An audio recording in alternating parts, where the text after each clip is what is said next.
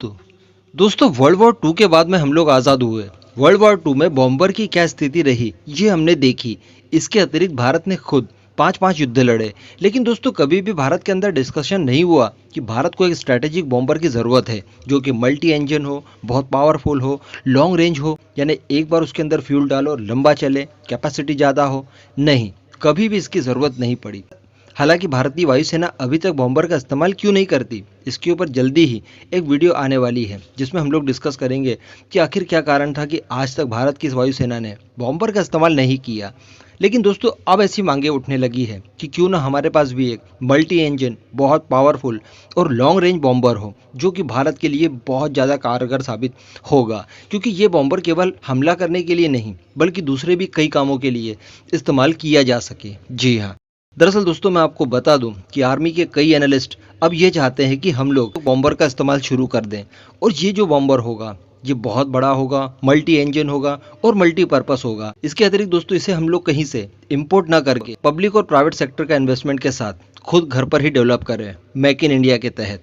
अब दोस्तों अगर ऐसा बड़ा स्ट्रैटेजिक बॉम्बर भारत के पास आ जाएगा तो वो किन किन कामों के लिए इस्तेमाल किया जाएगा, एनालिस्ट आखिर चाहते क्या है। तो दरअसल एनालिस्ट का ये कहना है कि ये स्ट्रैटेजिक बॉम्बर हमें हमला करने में तो कारगर साबित करेगा ही। दूसरी बात दोस्तों, ये बॉम्बर हमें आर्मी के ट्रांसपोर्ट विमान के तौर पर भी काम आएगा, यानी कहीं भी आर्मी का कोई सामान भेजना हो, आर्मी के ट्रूप्स भेजने हो, उसके लिए भी ये बड़ा कारगर साबित होगा। इसी के साथ साथ ये बहुत बड़ा फ्यूल रिफ्यूलिंग के काम भी आएगा, यानी हमारे फाइटर जेट्स को हवा में ही अगर रिफ्यूल करना हो तो इसी की सहायता से हम लोग बड़ी आसानी से कर पाएंगे।